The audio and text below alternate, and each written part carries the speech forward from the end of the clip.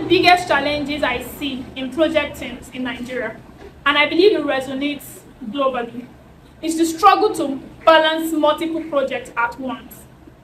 And this juggling act often leads to breakdown in communications and lack of commitment from team members.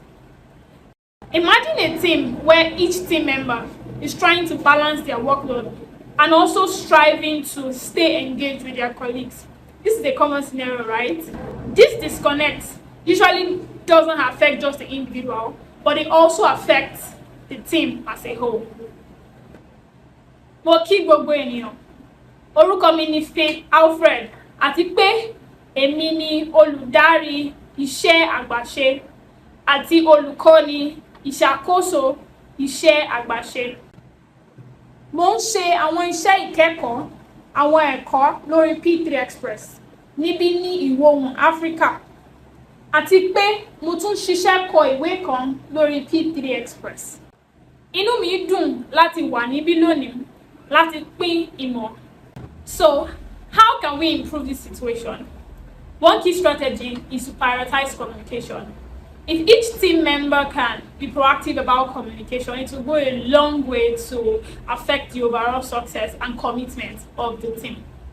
With P3.express, we emphasize two types of communication. One is the kick-off communication, and the other is focused communication. Kick-off communication, this is about setting the stage.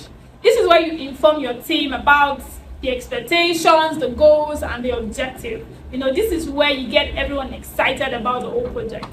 Then we have focused communication. This is where you talk about the progress and you do a lot of frequent feedbacks. At this point in your project, feedbacks are very crucial. And for smaller teams, it's easy to get feedbacks, or what do you think and what do you think? But for larger projects, you might want to use a randomized approach where you get few people to talk and you want to ensure that everybody's voice is heard without making anyone feel overwhelmed.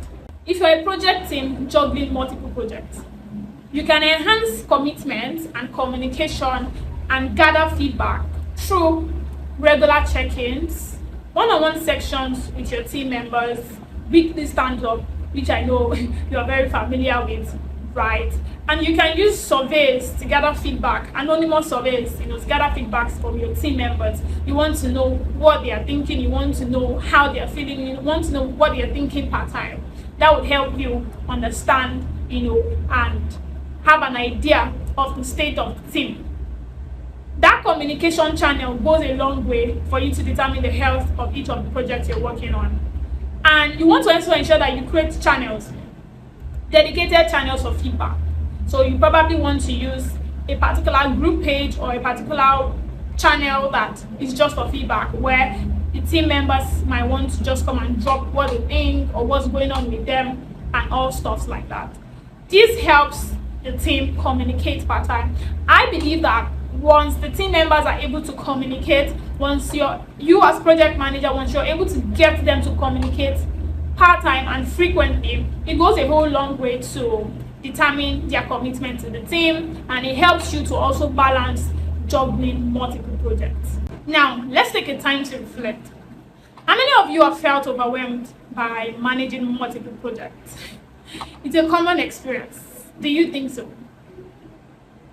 One way to mitigate these feelings is by fostering open lines of communication, such as ensuring and encouraging, better still, encouraging your team members to share updates regularly.